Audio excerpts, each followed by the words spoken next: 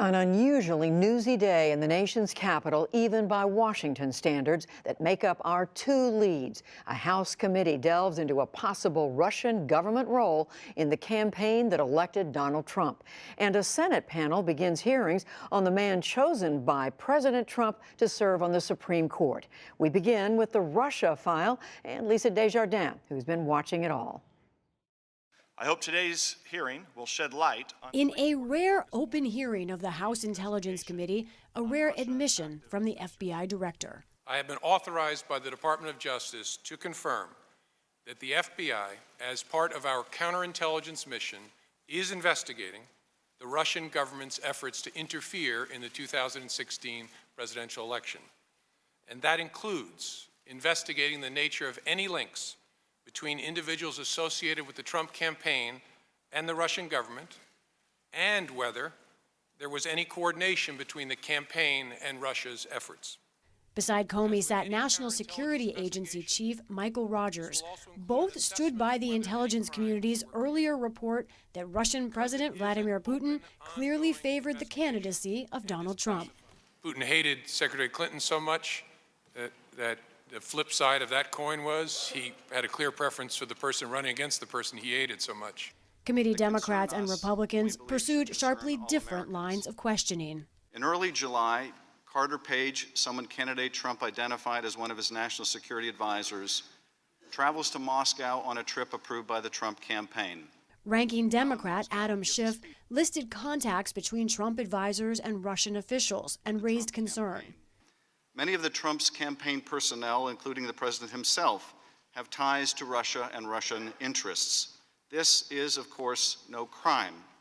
On the other hand, if the Trump campaign or anyone associated with it aided or abetted the Russians, it would not only be a serious crime, it would also represent one of the most shocking betrayals of democracy in history.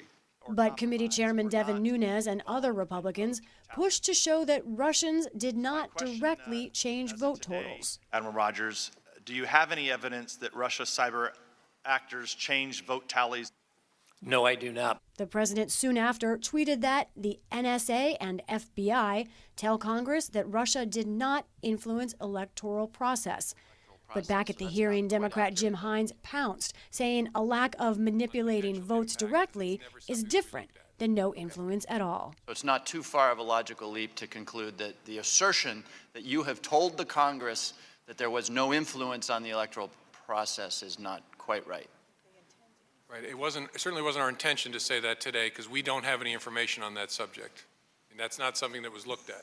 More than anything, Republicans raised alarm over leaks and stories with reportedly classified information and names in the investigation. I thought it was against the law to disseminate classified information. Is it? Oh, yes, sure. It's a serious crime. South Carolina Congressman Trey Gowdy went farther, warning that unless the leaks are stopped, a key provision of the Foreign Intelligence Surveillance Act, or FISA, may not be reauthorized by Congress this year. Trust me, you and I both want to see it reauthorized.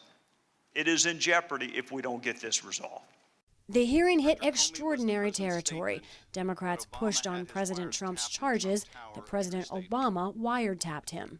With respect to the president's tweets about alleged wiretapping directed at him by the prior administration, I have no information that supports those tweets. Republican Chairman Nunes agreed, but did not rule out that other measures could have been involved.